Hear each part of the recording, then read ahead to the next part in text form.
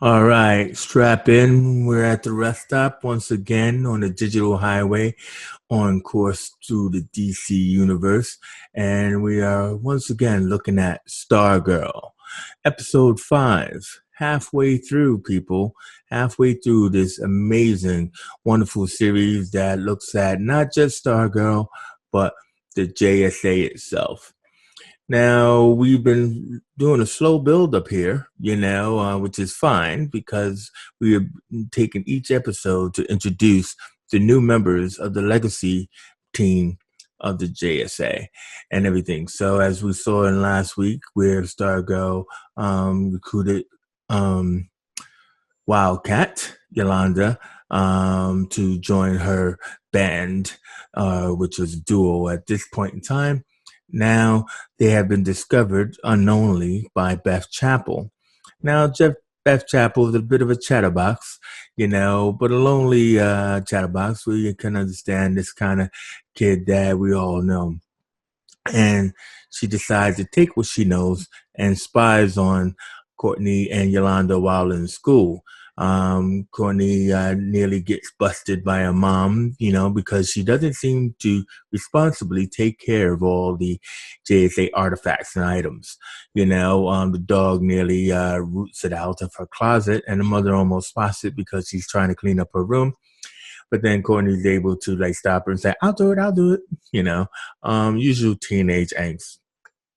Surprisingly though, Pat has not, got on to her about Courtney, why is the toaster ripped apart and everything from last episode. I was kind of surprised by that. Anyway, there is a scene with Courtney and Pat where, Pat, points out that the William is probably the wizard. He doesn't tell her that he found the truck, but he knows that the Injustice Society is here. And then so Courtney goes, yeah, does one of them play a violin? Which is interesting because violins were called fiddles back in the day, because remember Fiddler on the Roof. So, but today we call them more violins. So he goes, yeah, well, yeah, there was the fiddler who had that. So she's like, well, guess what? The fiddler is our principal, a woman. And he's like, nah, that's impossible because he was Irish. But, strangely though, I'm thinking, because we always seem to have these way of gender blending and race blending characters, could the fiddler actually have been a woman disguised as a man?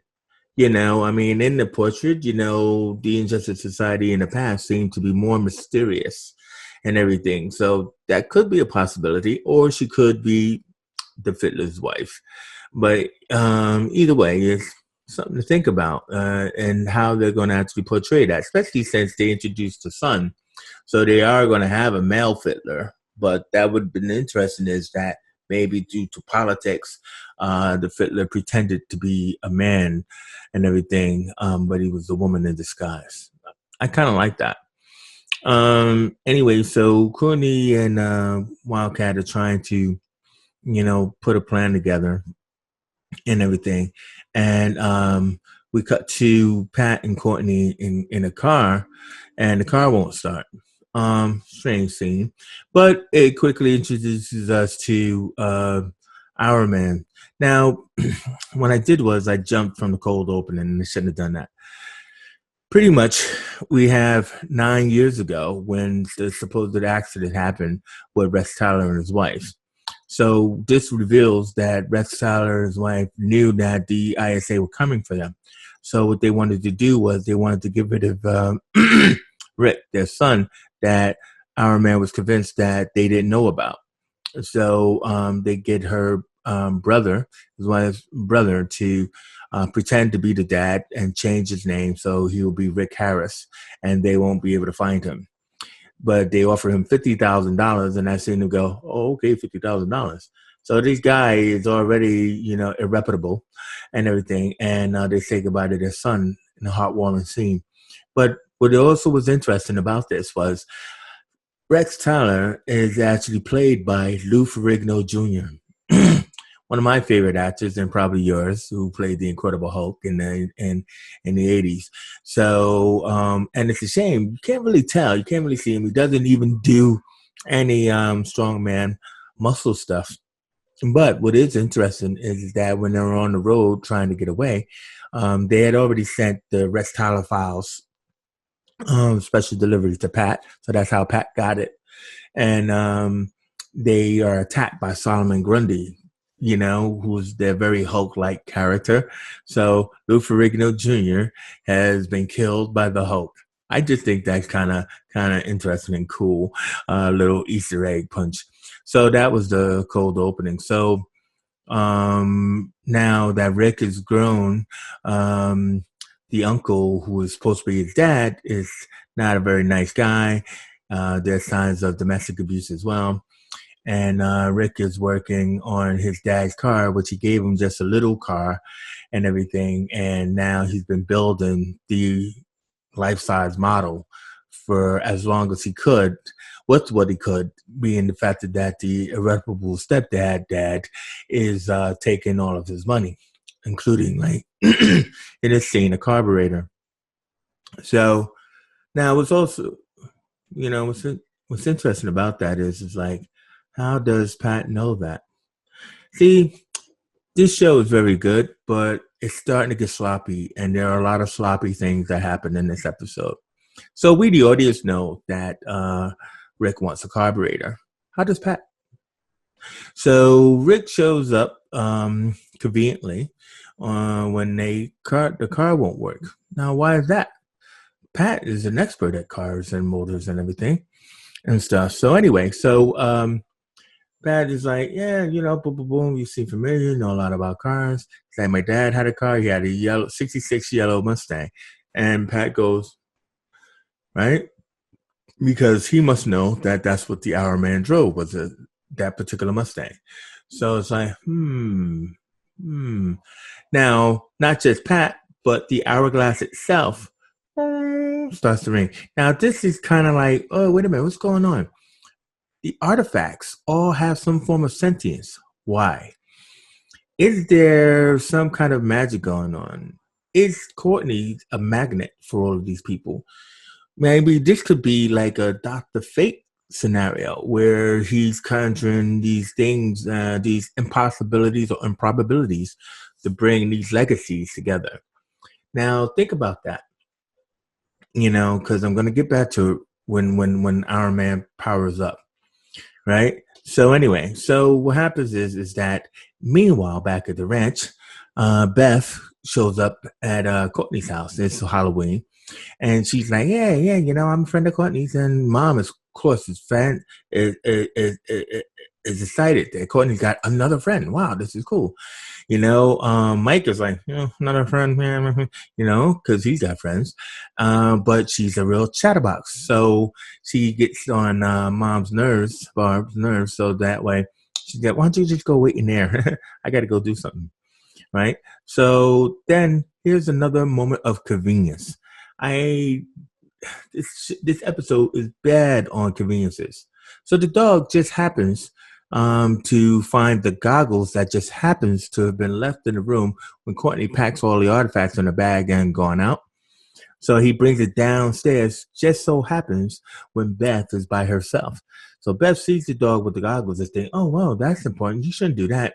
Hey, she's a glasses girl.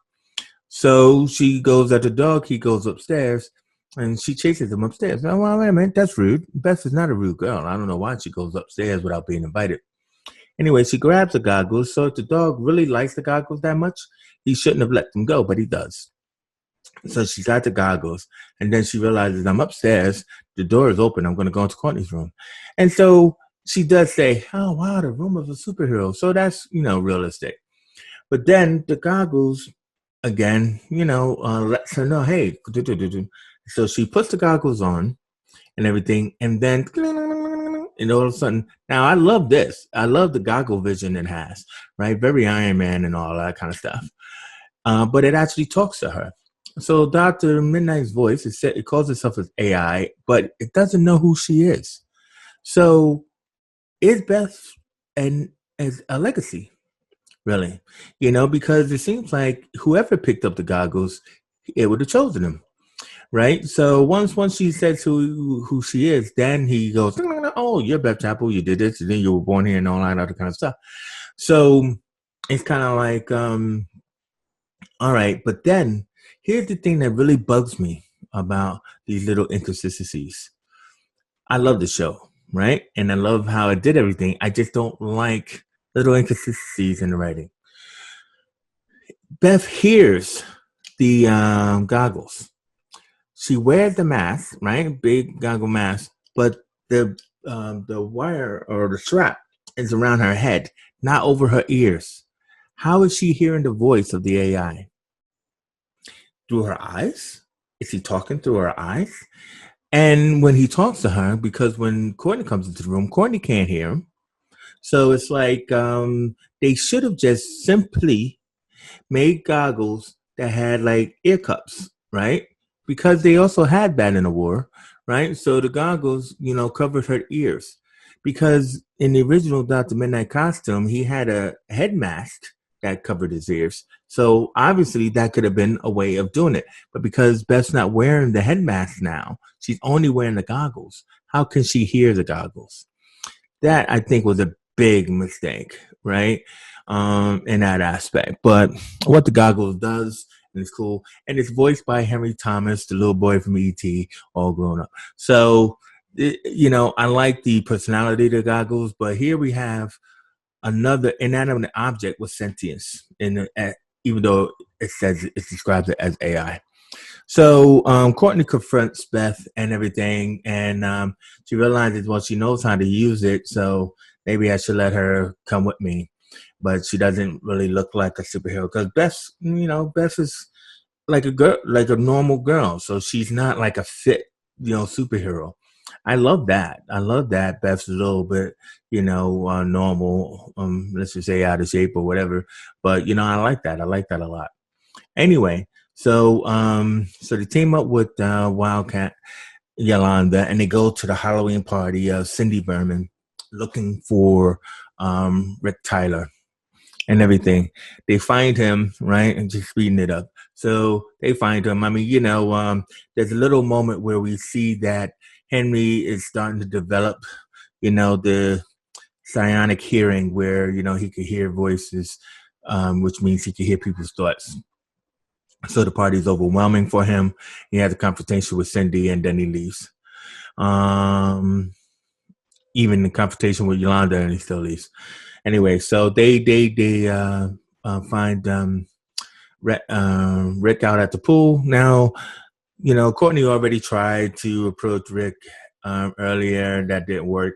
So she brings her friends to JSA, and they tell him that they are all like superheroes. And he's like, yeah, okay, whatever. Now, Rick, his character is great because here's a kid who lost his parents, who can't stand his stepdad, and he wants to hit something. He really wants to hit something. And, when they follow him out to the tree, and he tells them that he's really angry and wants to hit things all the time. The whole thing is that they're like, this might not be the right guy, but he has to be the right guy because he is our man's son. Not like Courtney, who thinks she's Starman's son. He is our man's son, and we know this for a fact. Now, when he's given the hourglass at that party and it lights up and everything, Beth automatically knows, just turn it over. I don't know why Courtney didn't do that and everything, but he powers up. This is what I'm trying to say about the artifacts. When he powers up, you see a golden glow, go through his body and, down his arms. Now, he doesn't transform a suit or the suit because he's not wearing it, but it transforms him. And I'm thinking that that's what the artifact was doing for Yolanda, transformed her into Wildcat, but it just happened to transform the suit and her at the same time. So I'm thinking that there's some kind of connection, because it's weird, some kind of connection with these legacy kids, that they are meant to be who they're meant to be. Now, when Beth gets into the suit, or it has to have the suit made for her and everything like that, because we saw her, like, it's kind of weird. So Courtney probably done that. But our man, when he wore Rex, when he puts on a suit, it probably will form to his body as well. This is why I'm saying that there's something going on with Legacy. Now, that means that takes us back to the picture of the boxer in Yolanda's room. Now, she never refers to the fact that I learned boxing from my old teacher, Ted Grant, or some guy, Ted Grant. When they actually looked at the powers of Wildcat, it didn't say alias Ted Grant. It just said, well, he had superpowers, he could cut through things and all that other kind of stuff. So it didn't say his name. So we'll find out probably that Yolanda was actually tied to Ted Grant, and that's another reason why the suit formed around her. That will make it all make sense. Um, I'm out of time now, but let's just say that the bad guy mission is kind of like ramping up. Gambler, like paid off a driver for some company called Empire that was supposed to be delivering something, and they stopped the shipment. The gambler and the fiddler and everything. The fiddler's powers works on one, but not both. So again, is she really the fiddler or is she just playing with the fiddler's toys? Right? So we don't know yet and everything. So that's something that will probably something to figure out. Pat, the detective, he's very good at, sussing things out. He susses out the fact that the punch in the car was the guy saying, yeah, it looked like King Kong punched it. He's like, yeah. And then he goes to Courtney's room and he finds the bag of artifacts. For some strange reason, the lantern, which didn't glow, has glowed. Now, why did it do that? Why was it trying to let Pat know that it was in there? Because it's like some overarching plan. I really think and hope that all of this has to deal with Dr. Fate somehow. That's my prediction. I'm just wondering if the Dr. Fate had put all of this machination into play, such as letting Courtney think that Starman is her dad, because that gives her the motivation to rebuild the Justice Society. So, and that will probably be a big disappointment for her that he's not her dad. But by then, it might be that whole heartwarming thing that Pat has been your dad the whole time. Anyway, that ends this review of Stargirl. Just a little bit over 15, but it's time for me to get back on the road, get back down the highway until our next adventure. I am your hijacker, and this has been Stargirl episode 5. Until the next time, keep on trucking.